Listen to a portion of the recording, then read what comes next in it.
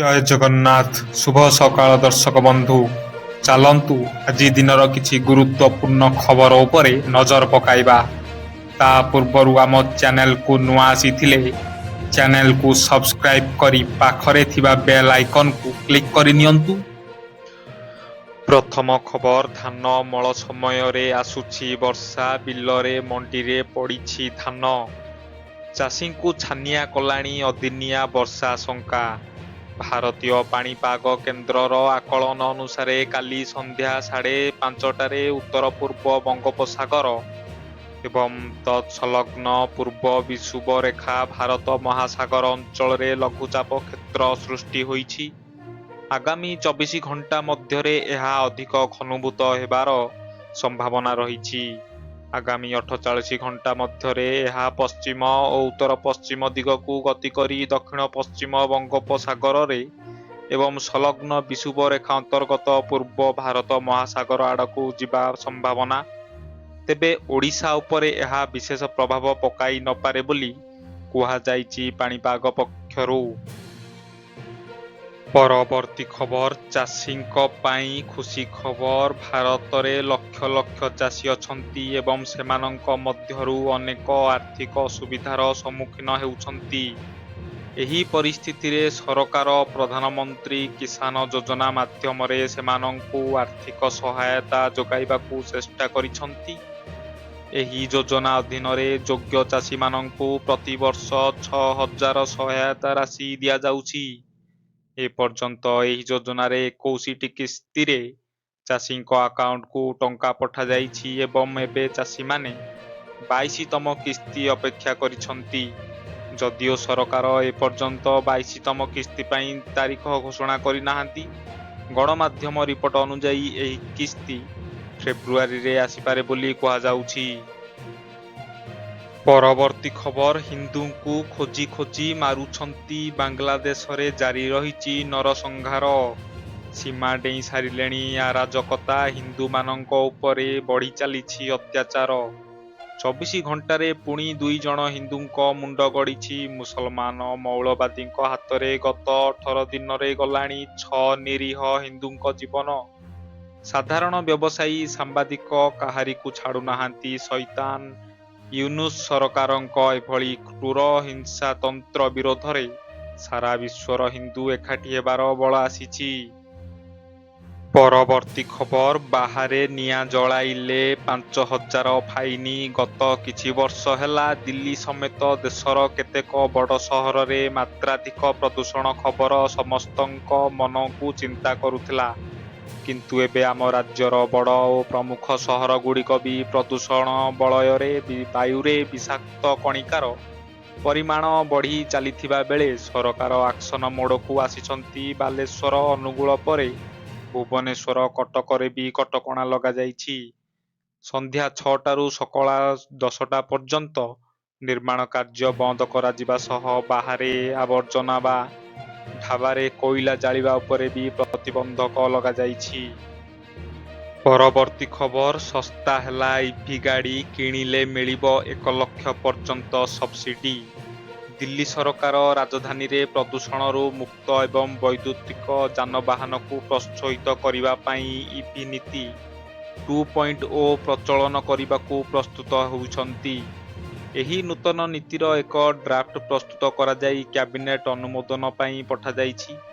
ମଞ୍ଜୁର ହେବା ପରେ ଏହା ସାଧାରଣ ଜନତାଙ୍କୁ ଲାଭ ଦେବ। ସରକାରଙ୍କ ସ୍ପଷ୍ଟ ଉଦ୍ଦେଶ୍ୟ ହେଉଛି ପେଟ୍ରୋଲ ଏବଂ ଡିଜେଲ ଯାନବାହନ ଉପରେ ନିର୍ଭରଶୀଳତା ହ୍ରାସ କରିବା ଏବଂ ବୈଦ୍ୟୁତିକ ଯାନବାହନକୁ ଦିଲ୍ଲୀର ଦୈନନ୍ଦିନ ଜୀବନରେ ଏକ ଅଂଶ କରିବା।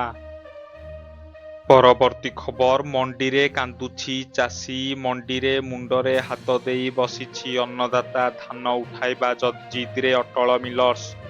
ଏଣେ ଆନ୍ଦୋଳନକୁ ଓହ୍ଲାଇବାକୁ ଚାଷୀ ଦେଲେଣି ଚେତାବନୀ। 2 ଦିନ ହେଲା ଓଡ଼ିଶା ମିଲର୍ସ ସଂଘ ଧାନ ଉଠାଣ ବନ୍ଦ କରିଥିବାରୁ ରାଜ୍ୟର ବିଭିନ୍ନ ସ୍ଥାନରୁ ସାମ୍ନାକୁ ଆସୁଛି ଚାଷୀ ହଇରାଣର ପୁଳାପୁଳା ଚିତ୍ର। ଯୋଗାଣ ମନ୍ତ୍ରୀ ଓ ଏମ୍ଡିଙ୍କ ସହ ମିଲର୍ସ ସଂଘର ବାରମ୍ବାର ବୈଠକ ବିଫଳ ହେବା ପରେ ସାଂଘାତିକ ଅଭିଯୋଗ ଆଣିଛନ୍ତି ସମବାୟ ମନ୍ତ୍ରୀ।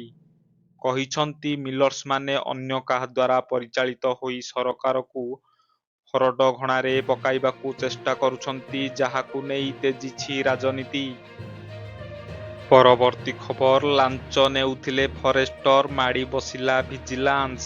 ବଲାଙ୍ଗୀର ଜିଲ୍ଲା ମୁରିବାହାଲ ରେଞ୍ଜ ଗୁଲମି ଫରେଷ୍ଟରେ ଅଶୋକ କୁମାର ନାୟକ 12,000 ଟଙ୍କା ଲାଞ୍ଚ ନେଲା ବେଳେ ଭିଜିଲାନ୍ସ ହାବୁଡ଼ରେ ପଡ଼ିଛନ୍ତି। କୁଟୁରା କେନ୍ ଗାଁର ବାବୁଲାଲ ଭାଇଙ୍କ ଠାରୁ 2ଟି ରେଙ୍ଗାଲା ଗଛ କାଟି ବାବଦକୁ 12,000 ଟଙ୍କା ଲାଞ୍ଚ ନେଉଥିଲେ। ମଙ୍ଗଳବାର ସମ୍ବଲପୁର, ବରଗଡ଼, ସୋନପୁର ଓ ବଲାଙ୍ଗୀର ଭିଜିଲାନ୍ସ ଟିମ୍ ଚଢ଼ାଉ କରି ତାଙ୍କୁ ଧରିଛନ୍ତି। ଫରେଷ୍ଟରଙ୍କ ଅଫିସ ଓ ଆଦର୍ଶପଡ଼ା ନେହୁର ନଗରରେ ଥିବା ବାସଭବନରେ ଭିଜିଲାନ୍ସ ବିଭାଗ ପକ୍ଷରୁ ଚଢ଼ାଉ ଜାରି ରହିଥିବା ଭିଜିଲାନ୍ସ ଡିଏସ୍ପି ପୁଲିସ ଛତ୍ରିଆ ସୂଚନା ଦେଇଛନ୍ତି। ଅଫିସକୁ ଲାଗି ରହିଥିବା ଫରେଷ୍ଟରଙ୍କ ଘରେ ଚଢ଼ାଉ ବେଳେ ଖଟ ତଳେ, ସ୍କାଏଲାଇଟ୍ ଓ ଝରକାରୁ ପୁଳା ପୁଳା ଟଙ୍କା ବାହାରିଥିବା ଭିଜିଲାନ୍ସ ବିଭାଗ ପକ୍ଷରୁ କୁହାଯାଇଛି। ପରବର୍ତ୍ତୀ ଖବର, କମ୍ପିଲା ଯାତ୍ରା ମଞ୍ଚ, ଝୁମିଲେ ଦର୍ଶକ, ପୁଣି ଷ୍ଟେଜକୁ ଫେରିଲେ ଅଭିନେତା ପିୟୁଷ। ଯାତ୍ରା ବ୍ୟାଡ୍ ବୟ ପିୟୁଷ ତ୍ରିପାଠୀଙ୍କୁ ନେଇ ଲାଗି ରହିଥିବା ବିବାଦ ଏବେ ବୋଧହୁଏ ଶେଷ ହୋଇଛି। ବର୍ଷେ ପାଇଁ ଅପେରା ମଞ୍ଚରୁ ବିରତି ନେଇଥିବା ପିୟୁଷ ପୁଣି ଥରେ ଷ୍ଟେଜରେ ନାଟକ କରି ଦର୍ଶକଙ୍କ ମନୋରଞ୍ଜନ କରିଛନ୍ତି।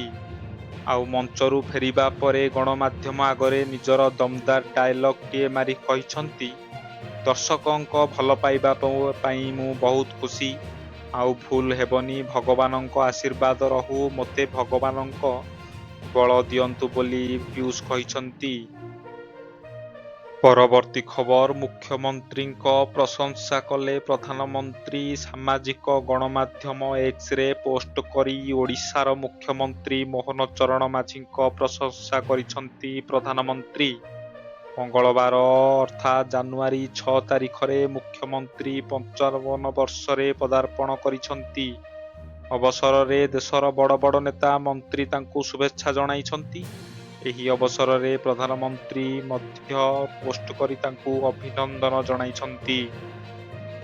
ପରବର୍ତ୍ତୀ ଖବର, ମଦ ପିଇ ପିଇ ପୁରୁଷ ଶୂନ୍ୟ ଗାଁ, ଆଖି ଆଗରେ ଛାରଖାର ପରିବାର, ମାଟିରେ ମିଶିଯାଇଛି ସବୁକିଛି। କିଏ ବାପା ହରାଇଛି, କିଏ ମା, କିଏ ଭାଇ ତ କିଏ ନିଜର ପ୍ରିୟକୁ। ସବୁର କାରଣ ଜଣେ, ସବୁର ଅପରାଧୀ ଗୋଟିଏ, ମଦ। ବାଲେଶ୍ୱର ସୋର ବ୍ଲକରେ ଏମିତି ଏକ ଗାଁ ଯେଉଁଠି ପରିବାରକୁ ନଷ୍ଟ କରିଛି ଏହି ଜହର। ପରିସ୍ଥିତି ଏମିତି ହୋଇଛି କି ଗାଁ ପୁରୁଷ ଶୂନ୍ୟ ହେବାକୁ ବସିଲାଣି, ବଂଶ ନିପାତ ଯାଏ କଥା ଗଲାଣି। ତଥାପି ନା ସଚେତନ ହେଉଛନ୍ତି, ନା ଏମାନଙ୍କୁ ସତର୍କ କରାଇବାକୁ କେହି ଅଛି। ପରବର୍ତ୍ତୀ ଖବର, ପୁଣି ଏକାଠି ହେବେ ଚହଲ ଓ ଧନଶ୍ରୀ। ଭାରତୀୟ କ୍ରିକେଟର ଚହଲ ଏବଂ କୋରିଓଗ୍ରାଫର ଧନଶ୍ରୀ ଗତ ବର୍ଷ ମାର୍ଚ୍ଚ ମାସରେ ଆଇନଗତ ଭାବରେ ଅଲଗା ହୋଇଯାଇଥିଲେ। ସେମାନେ ବିଭିନ୍ନ ଶୋରେ ସେମାନଙ୍କର ଛାଡ଼ପତ୍ର ବିଷୟରେ ଆଲୋଚନା କରିଛନ୍ତି, କିନ୍ତୁ କେବେ ମଞ୍ଚରେ ଏକାଠି ନଜର ଆସିନାହାନ୍ତି। ରିପୋର୍ଟ ଅନୁଯାୟୀ ୟୁଜବେନ୍ଦ୍ର ଚହଲ ଏବଂ ତାଙ୍କ ପୂର୍ବତନ ପତ୍ନୀ ଧନଶ୍ରୀ ବର୍ମା ରିଆଲିଟି ଶୋ ଦି 50ରେ ଏକାଠି ଦେଖାଯିବେ। ତଥାପି ଶୋର ନିର୍ମାତା ଏ ପର୍ଯ୍ୟନ୍ତ ଆନୁଷ୍ଠାନିକ ଭାବରେ ପ୍ରତିଯୋଗିତା ତାଲିକା ପ୍ରକାଶ କରିନାହାନ୍ତି। ପରବର୍ତ୍ତୀ ଖବର, ଇସ୍ରାଏଲ ସହ ଭାରତ କରିପାରେ ବଡ଼ ଡିଲ୍, ବହୁ ଶୀଘ୍ର ଇସ୍ରାଏଲ ଗସ୍ତ କରିପାରନ୍ତି ପ୍ରଧାନମନ୍ତ୍ରୀ ମୋଦି। ମୁମ୍ବାଇରେ ଅବସ୍ଥାପିତ ଇସ୍ରାଏଲର କନସୁଏଲ ଜେନେରାଲ ୟାନେଭ ରେଭେଜ ଦୁଇ ଦେଶ ମଧ୍ୟରେ ଥିବା ସମ୍ପର୍କକୁ ରଣନୈତିକ ବୋଲି ବର୍ଣ୍ଣନା କରିଛନ୍ତି। ଭାରତ ଏବଂ ଇସ୍ରାଏଲ ମଧ୍ୟରେ ଥିବା ବନ୍ଧୁତା ବିଶ୍ୱ ରାଜନୀତିରେ ଏକ ନିର୍ଣ୍ଣାୟକ ଭୂମିକା ଗ୍ରହଣ କରୁଛି। ଯଦିଓ ପୂର୍ବରୁ ଇସ୍ରାଏଲ ପ୍ରଧାନମନ୍ତ୍ରୀ ବେଞ୍ଜାମିନ ନେତାନ୍ୟାହୁଙ୍କ ଭାରତ ଗସ୍ତ କିଛି ସପ୍ତାହ ପାଇଁ ସ୍ଥଗିତ ରଖାଯାଇଥିଲା, ତଥାପି ଦୁଇ ଦେଶ ମଧ୍ୟରେ ଥିବା ସହଯୋଗ ଆଦୌ ହ୍ରାସ ପାଇନାହିଁ।